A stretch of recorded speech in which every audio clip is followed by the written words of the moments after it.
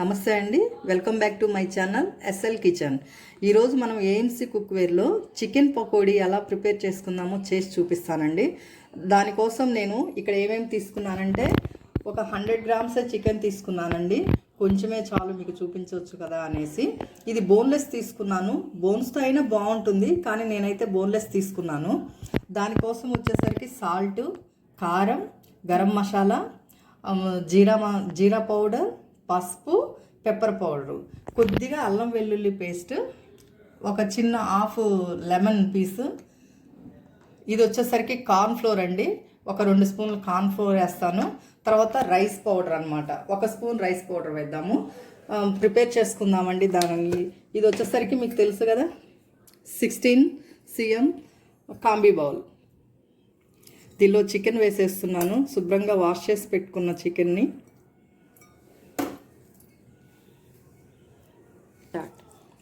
దీనిలోకి ఇవన్నీ స్పైసెస్ మొత్తం వేసేసాను. అల్లం వెల్లుల్లి పేస్ట్, తర్వాత కార్న్ ఫ్లోర్ వేస్తున్నాను, 1 స్పూన్ కార్న్ ఫ్లోర్ వేసాను. తర్వాత బియ్యం పిండి అండి, 1 స్పూన్ బియ్యం పిండి వేసాను. ఇవన్నీ బాగా మిక్స్ చేస్తున్నానండి. దీనిలో ఇప్పుడు ఇదంతా బాగా కలిపిన తర్వాత లెమన్ జ్యూస్ కూడా పిండి వేద్దాము. ఈ కోటింగ్ మొత్తం దీనికి పట్టేయాలి. చికెన్కి బాగా మసాజ్ చేసినట్టు ఆ మసాలాలన్నీ దీనికి పట్టించేద్దాము. ఇప్పుడు నేను లెమన్ కూడా పిండేస్తున్నాను.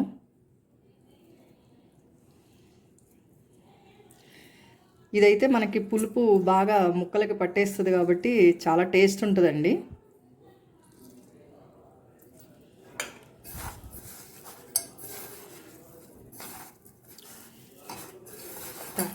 ఇదంతా బాగా మిక్స్ చేసేసానండి. మనమైతే దీనిలో ఎగ్ వైట్ కూడా వేసుకోవచ్చు, కానీ నాకైతే ఈరోజు వేయాలనిపించలేదు. అందుకనేసి నేను ఎగ్ అవాయిడ్ చేశాను అనమాట.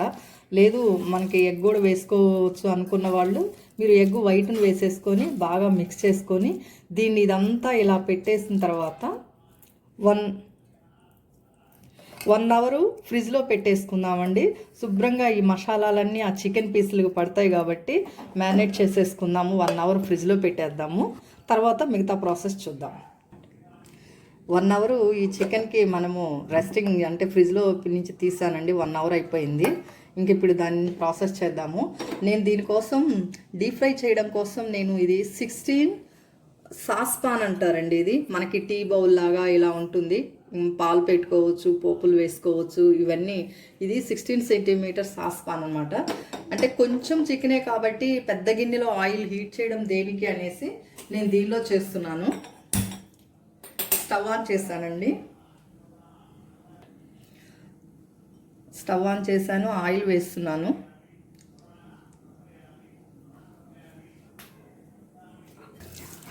ఆయిల్ మనకి హీట్ ఎక్కేసిందండి. ఇప్పుడు ఈ పీసెస్ అన్నీ ఒక్కొక్కటిగా ఆయిల్లో వదిలేద్దాము. చిన్నగా ఒక్కొక్కటిగా వేసేసుకున్నాను.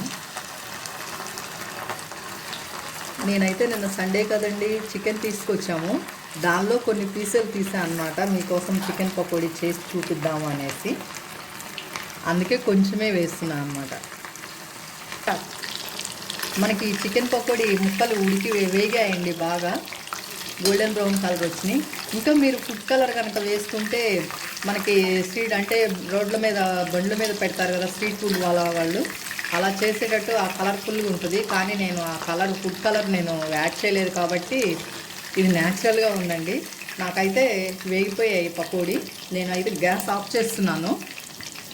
ఇవన్నీ ఒక ప్లేట్లో తీసుకుంటాను. ఇది మీకు తెలుసు కదా, 16 సర్వింగ్ షీల్డ్ దీనిలోకి తీసేసుకుంటున్నాను. ఈ ఆయిల్ బాగా వేడిగా ఉంది కాబట్టి దీనిలోనే మనం గార్నిష్ కోసం అనేసి ఉల్లిపాయలు, పచ్చిమిర్చి, కరివేపాకు కూడా వేస్తున్నాను.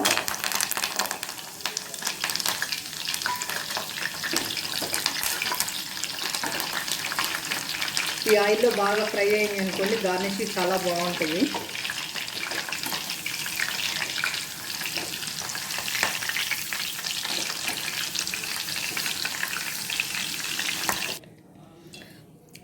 ఈ పచ్చిమిర్చి కరివేపాకు కూడా బాగా వేపేసుకున్నానండి గార్నిష్ కోసమని. అది కూడా తీసి చికెన్ పీసుల మీద వేసేస్తున్నాను. గార్నిష్ కోసం ఉల్లిపాయలు కూడా కట్ చేసి పెట్టానండి. ఇంక ఇలా మనము వేడివేడిగా సర్వ్ చేసుకొని తినేస్తే చాలా టేస్ట్ ఉంటాయి మన చికెన్ పకోడీ. చూడండి, సాఫ్ట్గా ఉంది కానీ క్రిస్పీగా ఉంది. ఎంత మెత్తగా ఉందో చూడండి, సాఫ్ట్గా ఉంది. చక్కగా తినేయచ్చు. బాగా స్నాక్స్ లాగా పిల్లలకి ఈవినింగ్ టైం పెట్టేయచ్చు అనమాట.